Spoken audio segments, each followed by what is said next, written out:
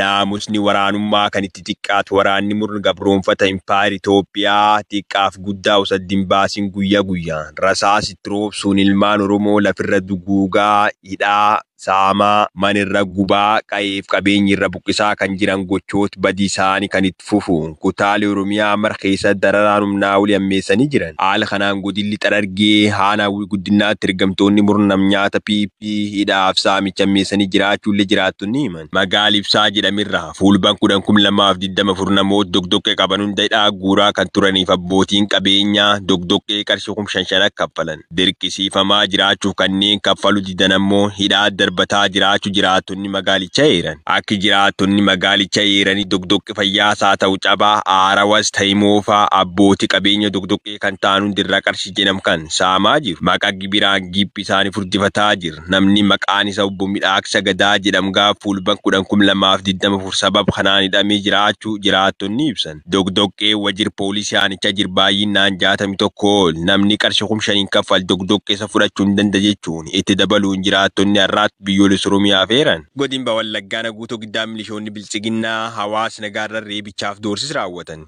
Jaalir Budhugaa waan qindeeffatu qabdi. Maqaa nageenya kabachiisuu jedhuun magaalaa irraa gara gandoota baadiyyaatti fedhii dhuunfaa isaanii guuttachuuf bobba'uun nageenya hawaasaa booressaa kan oolan ergamtootni bilchiginnaa Oromiyaa bakkoota adda addaatti hawaasa nagaa sababoota garaagaraatiin badii tokko malee hiraarsuu itti fufanii jiru. Bifuma kanaan godina Baha Wallaggaa aanaa guutoo giddaatti reebichaa fi doorsisni ergamtoota bilchiginnaan jiraattota irratti raawwatamu jabaatee jira.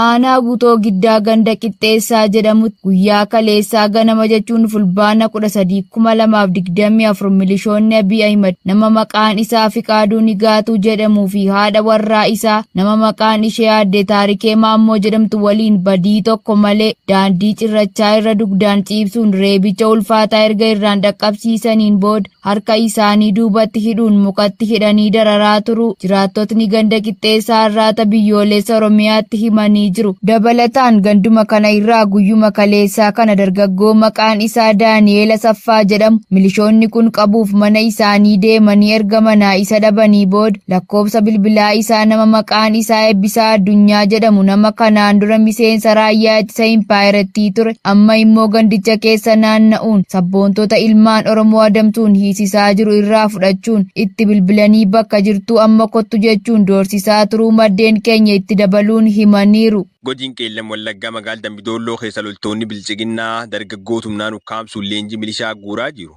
Jaalaqaafan fayyeeraa dabalata qaba. Murni bilchiginnaa waggoota aangootti dhufee kaasee diina dargaggoo Oromoo ta'uun karaa tokkoon humnaan qabee ukkaamsuun teessoo isaa dhiigaaf lafee isaaniin yoo eegsifatu karaa biraan ammoo siyaasa kiyyatti buutan jechuun ija maatii duratti rasaasaan waadee ajjeesaa jira. Kutaalee Oromiyaa cufa keessatti loltoonni bilchiginnaa impaayira kuftee deebisanii utubuuf ilmaan Oromoo humnaan ukkaamsuun gara mooraa leenjii waraanaatti erguun dargaggoota Oromoo irratti xiyyeeffachuun rakkoo hamaarraan geessisaa jiru.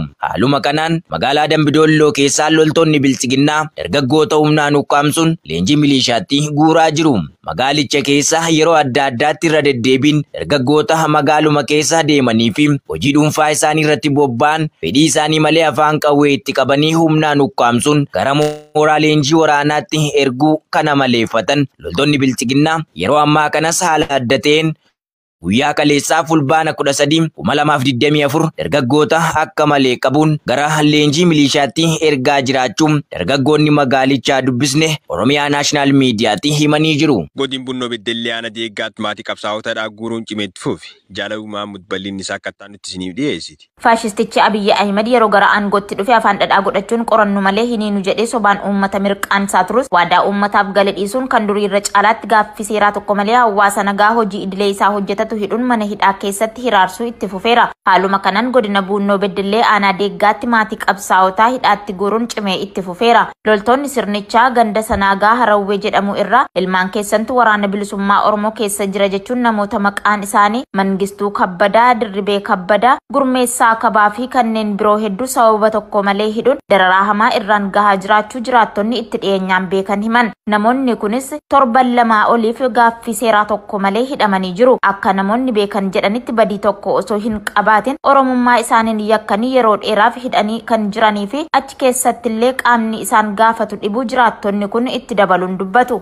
Sarbamni mirga namooma dhaabbatu malee Itoophiyaan carraalee erguu deebuu dhabuu maltii jechuun dubbatan. Ergamni gaanfa Afrikaa Ambasaadir Maayik Kamaar jaalbooree addunyaa bal'inni isaa akka ta'anutti isiniif dhiyeessa. Gaanfa Afrikaatti ergamaa addaa Ameerikaa kan ta'an Ambasaadir Maayik Kamaar ibsa miidiyaalee biyya keessaaf kennaniin Itoophiyaan sarbama mirga namoomaa Oromiyaa fi Amaaraa keessatti deemamaa jiruun dhaabdu yoo ta'e carraa alergii kan mootummaan Ameerikaa qaraxaan ala bilisaan kennu akka dhabdu dubbatan. Carraa kana Itoophiyaan gaafa Tigraayin wal lolaa turte akka dhabde kaasuun carraa gaafas dhabde kana deebistee argachuuf sarbama mirga namoomaa humnoota mootummaatiin naannoo Oromiyaa fi Amaaraa keessatti geggeeffamaa jiru dhaabuu qabdi jechuun dubbataniiru.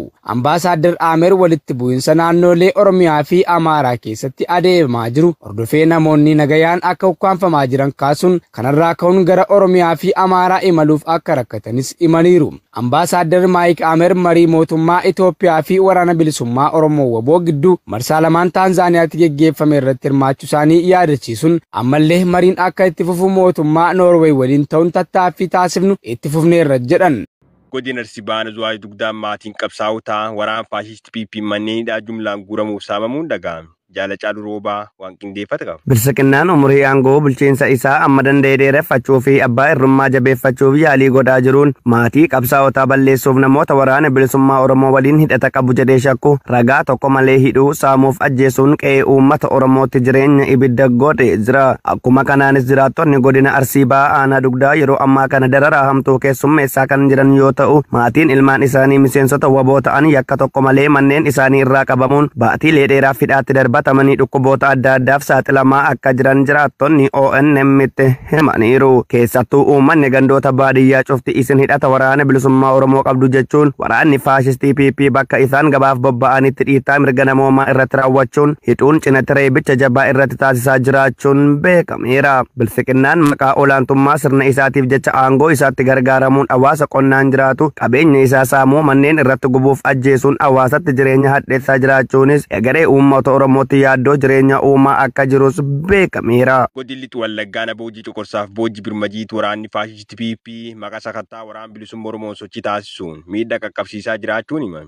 Jaaliiraan gameessaa waan qindeeffate qaba. Waraanni faashistii PP bakkeewwan bobba'an hundaatti yeroo ammaa haleellaa meeshaa waraanaa gurguddoon bananiin hawaasa miidhaa kan jiran yoo ta'u jijjiirraa bara haaraa impaayeratti sababeeffachuun hawaasa ayyaana kabajaa turan irratti miidhaa qaqqabsiisuun himame. Lixa Wallaggaa aanaa Boojii Coqorsaa fi Boojii Birmajjii gandoota baadiyyaatti kan bobbaafaman waraanni garboonfataan PP hawaasa walga'uun kabaja ayyaanaa irra turan kallattii adda addaan itti ol seenanii hedduu irratti reebicha raawwachuun gariin ammoo hidhaatti darbuun beekameera. Qaamolee waraana bilisiginnaa kan ta'an waraana raayyaa ittisa impaayera Itoophiyaa fi poolisii humna addaa irraa dhukaasi isaan irratti banamuu kan himan jiraattonni hanga gabaasni kun qindaa'etti hawaasni naannichaa naasuuf yaaddoo hamaa keessa jiraachuus arraata biyyoolessa Oromiyaatti himan. Godin Qeellam Wallaggaa Nabwa Galaanii loltoonni faashisti PP jiraatota magaalaa Machaaraa irratti reebicha raawwatan. Jaalmoo Sabaa waan qindeeffate qaba. Maqaa namni hin qabnee fi gocha keessa hin beekneen Oromiyaa keessatti namoonni nagaan hidhaa fi ajjeechaan loltoota PP'n irratti raawwatamu bartee kan ta'e yoo ta'u yeroo ammaas namuu nagaan mana isaa bahee nagaan manatti deebi'uun yaaddoo cimaa ta'ee jira. Haaluma kanaan godina Qeellam Wallaggaa aanaa Hawwaa Galaanitti loltoonni faashistii PP jiraattota magaalaa Machaaraa irratti hidhaa fi reebicha raawwachuu hammee magaalaa wiirtuu daldalaa fi oomisha Finfinnee dabalatee bakkoota adda addaatti ergitu rakkoo keessa seentee jirti. Guyyaa dheengaddaa jechuun fulbaana 11/2024 aanaa Hawwaa Galaan bulchiinsa magaalaa Machaaraa keessatti loltoonni sirnichaa dhugaatii dhuganii machaa'uun mana nyaataa keessaa namoota baay'inaan 10 ta'an garmalee reebuun kanneen 20 ol ta'an immoo qabanii hidhaatti darbachuun maddeen keenya eeranii jiru. Akka jiraataan manicha keessa ture tokko jedhetti namoonni kunneen balleessaa tokkollee kan hin qabnee fi waan itti yaadame uummata shororkeessuuf godhamedhas jedhe. Magaalicha keessa sababootaa fi maqaa adda addaa uummatatti maxxansuun jiraattota hedduu ukkaamsuun gidirsuu fi hiraarsuun rakkisaa jiraachuun ibsameera. Garodees kan biyya laraa arganni yoo dabar jaarman lammiilee Keeniyaa 250 waliigaltee humna namaatiin simachuuf jirti. Jaalimoona Fayyisaa waan qindeeffate qaba. Jarmaniin waliigaltee godaansa hojjettoota to'achuu fi xiyyeeffannoo muuxannoo qabuun hojjettoota Keeniyaa ogummaa qaban 250,000 balbala banuuf walii galtee jirti. Keeniyaan ogeessota dargaggoota isheetiif hojii fi galii gahaa kennuu irratti rakkoon dabalaa dhufeen kan rakkachaa jirtu yoo ta'u, Jarmaniin ammoo hanqina humna namaa ogummaa qabu muudachaa jira.